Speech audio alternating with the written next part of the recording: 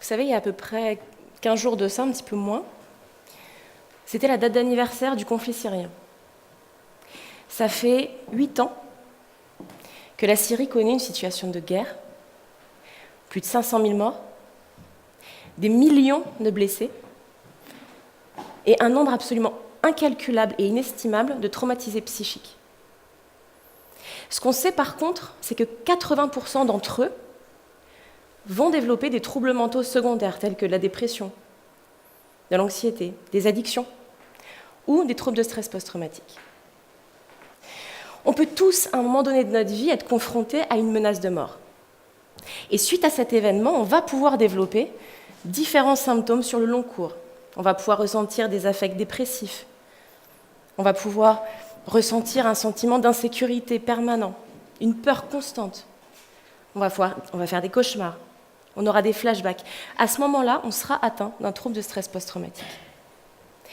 Moi, mon travail de thèse, il consiste à tester l'efficacité d'une méthode thérapeutique qu'on va pouvoir utiliser dans n'importe quel contexte, même en situation de guerre.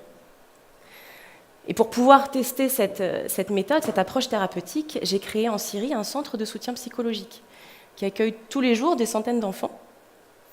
Et on leur a proposé, entre autres possibilités thérapeutiques, une thérapie d'exposition avec l'aide d'un médicament qui s'appelle le propranolol. Et c'est ce qu'on appelle une thérapie de potentialisation. Alors concrètement, comment ça se passe? C'est très simple. L'enfant va venir au centre, on va lui donner cette molécule qui est le propranolol. C'est une molécule qu'on connaît très bien, on la distribue tous les jours en France, principalement en cardiologie. Et puis on va laisser passer 90 minutes le temps que la molécule fasse effet.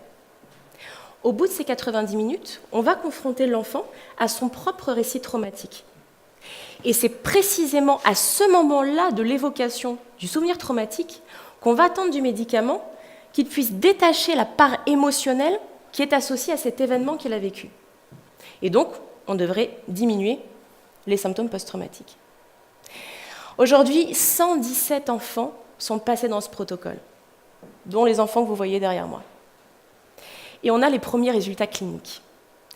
Après une seule semaine de traitement, on a une baisse, une diminution de l'anxiété traumatique de l'ordre de 64%.